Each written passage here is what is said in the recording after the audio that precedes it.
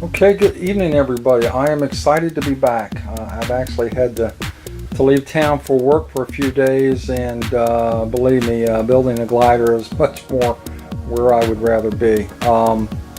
So I'm back, and let me tell you, I have finished the tips. I'm 90% there, other than some finish sanding over the whole piece before it gets carbon capped and covered.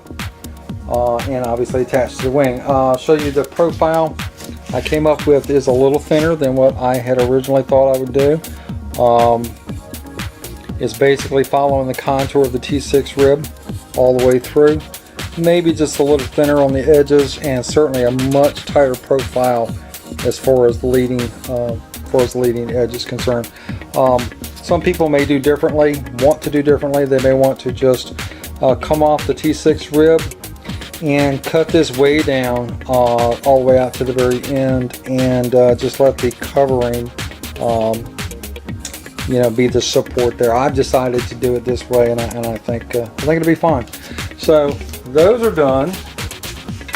Got those done a few minutes ago, and after I did that, I started reading through the manual, and up to this point I've really tried to stick to what MM Glider Tech has listed step by step by step, and one of the reasons is because I'm doing the build thread, and I wanted someone to be able to follow the instructions and then follow the video, and it just made complete sense.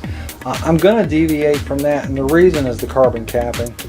I believe the next step in the instructions indicate to go ahead and start attaching the wingtips to the wings.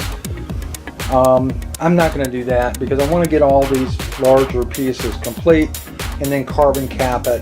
I think it'll be a lot easier to control and be able to do that than trying to deal with a big piece. So, and then I'll put everything together. So I've decided to skip to the horizontal stab, and we need to kind of cover some ground here as to how to start and what to look for to begin with. The big deal is going to be with the spar itself.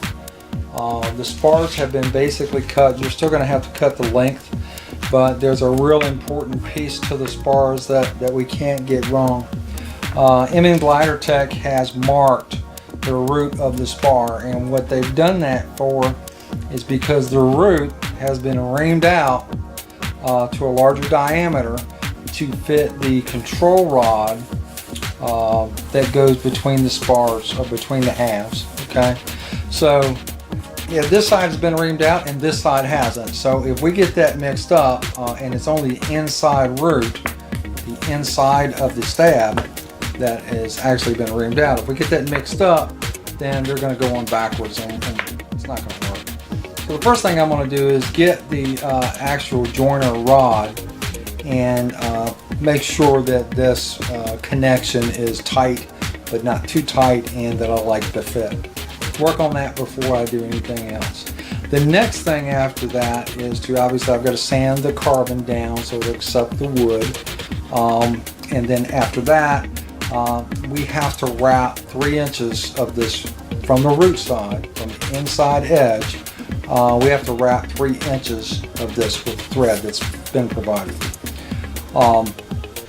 So that basically means the S1 through the S5 ribs have been enlarged, so they will not only accept the carbon spar, but they will also accept the carbon spar that's wrapped with the thread. So that's going to be the next step in the process. Obviously I've got to take all these guys out, cut all these apart. Because they're smaller, the markings are a little bit harder to read.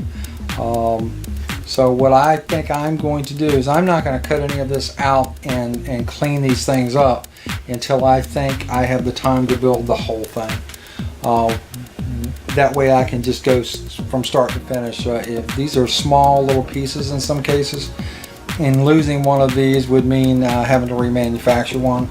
And I don't want to get in the middle of this thing to find out I'm missing something. So that's kind of where we're at.